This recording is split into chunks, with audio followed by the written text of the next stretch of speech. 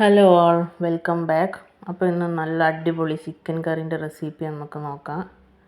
അപ്പോൾ അതിനാവശ്യമായിട്ടുള്ള സാധനങ്ങൾ കുറച്ച് ഞാൻ ഓനിയൻ ഇവിടെ ഫ്രൈ ചെയ്ത് വെച്ചിട്ടുണ്ട്, ജിഞ്ചർ ഗാർലിക് എടുത്ത് വെച്ചിട്ടുണ്ട്, കുറച്ച് സ്പൈസസ്, പിന്നെ മാഗ്നേറ്റ് ചെയ്ത ചിക്കന്, ടൊമാറ്റോ, പിന്നെ മല്ലിച്ചപ്പ്, കരിവേപ്പിൻ്റെ ഇല.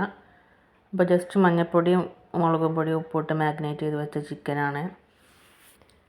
അപ്പോൾ നമുക്ക് ഇനി ആദ്യം ഈ ഫ്രൈ ചെയ്ത ഉള്ളിയും ജിഞ്ചർ ഗാർലിക്കും ഈ സ്പൈസസും ഒക്കെ കൂടെ നന്നായിട്ടൊന്ന് മിക്സിയിൽ അരക്കണം. മിക്സിക്ക് ഇട്ട് കൊടുത്ത് നല്ല പേസ്റ്റ് പോലെ അരച്ചെടുക്കണം. മല്ലിപ്പൊടി, മഞ്ഞൾപ്പൊടി, മുളക് പൊടി, ഗരം മസാല, കുറച്ച് പെരുംജീരകത്തിൻ്റെ പൊടിയും അത് അരക്കാൻ ആവശ്യമുള്ള വെള്ളം കൂടെ ചേർത്ത് നല്ല പേസ്റ്റ് പോലെ അങ്ങ് അരച്ചെടുക്കുക.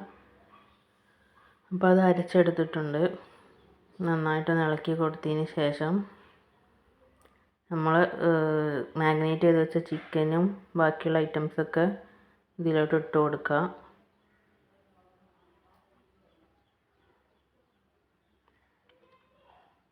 എല്ലാം ഒരുമിച്ച് തന്നെ ഇടാം കേട്ടോ. എന്നിട്ട് നന്നായിട്ടൊന്ന് മിക്സ് ചെയ്യുക. ആവശ്യത്തിന് ഉപ്പ് എടുക്കുക. എന്നിട്ട് നന്നായിട്ടൊന്ന് ഇളക്കിയതിന് ശേഷം നമുക്ക് ഗ്യാസിലോട്ട് മാറ്റാം. നല്ല അടച്ച് വെച്ച് വേവിക്കുക. നമ്മുടെ കറി ഇപ്പോൾ ഇവിടെ തിളച്ചൊക്കെ തുടങ്ങിയിട്ടുണ്ട്.